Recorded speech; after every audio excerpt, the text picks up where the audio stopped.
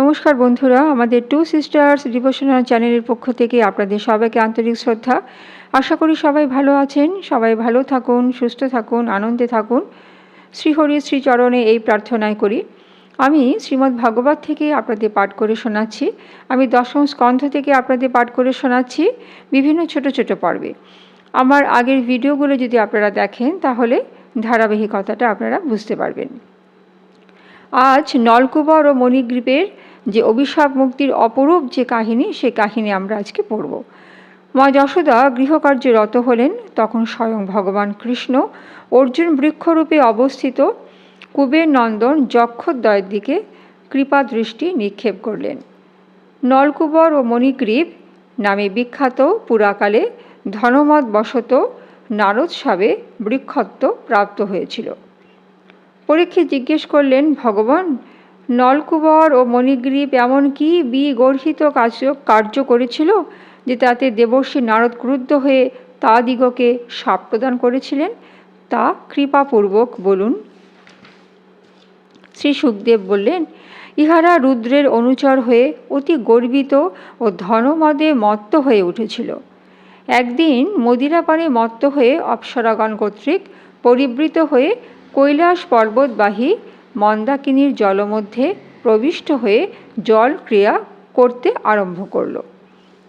সেই সময় দেবর্ষি নারদ ওই পথ দিয়ে যাচ্ছিলেন।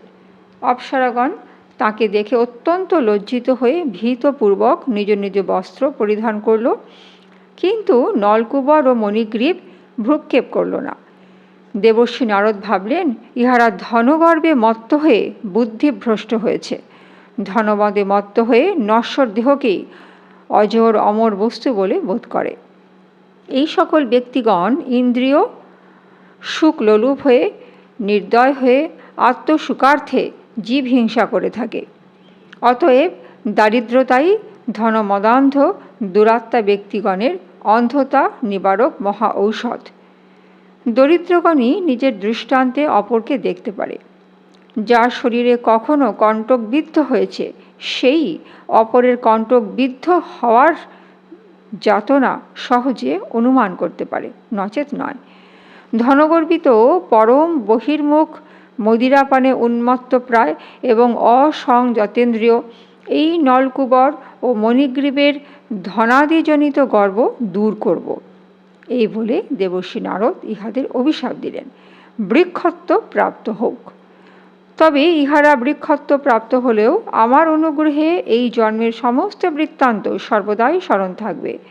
দেব পরিমাণে শতবৎসর পরে স্বয়ং ভগবান শ্রীকৃষ্ণের সান্নিধ্য লাভপূর্বক পুনরায় দেবদেহ লাভ করে শ্রীহরি শ্রীচরণে ভক্তি লাভ করবে। পরম ভক্ত দেবর্ষি নারদ এই কথা বলে বদ্রিকাশ্রমে চলে গেলেন। তদবধি নলকুবর ও মণিগ্রীব অর্জুন বৃক্ষরূপে অবস্থিত ছিল। দেবর্ষি নারদের বাক্য সত্যতা রক্ষার জন্য নিঃশব্দে মৃদগতিতে ওই বৃক্ষদ্বয়ের দিকে উদুখল সহ ধাবিত হয়ে উদুখলকে সবেগে আকর্ষণ করলেন। আকর্ষণ করা মাত্র অর্জুন বৃক্ষদ্বয়ের মূল উৎপাটিত হয়ে গেল। কাঁপতে কাঁপতে প্রচণ্ড শব্দ করে ভূপতিত হলো। তৎক্ষণাৎ ওই গুচ্ছকদ্বয় প্রদীপ্ত মূর্তি ধারণ করে বৃক্ষ হতে বহির্গত হলেন।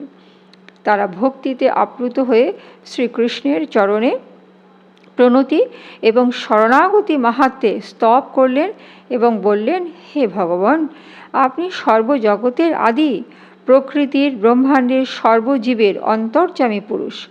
আপনার অংশ তত্ত্বজ্ঞ ব্যক্তি এই কার্যকরণাত্মক জগৎকে আপনারই অধিষ্ঠান রূপে ধ্যান করে থাকেন।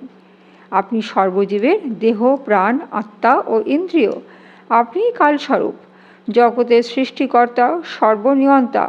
আপনার তত্ত্ব কে বুঝতে পারে? আপনার চরণে প্রণাম।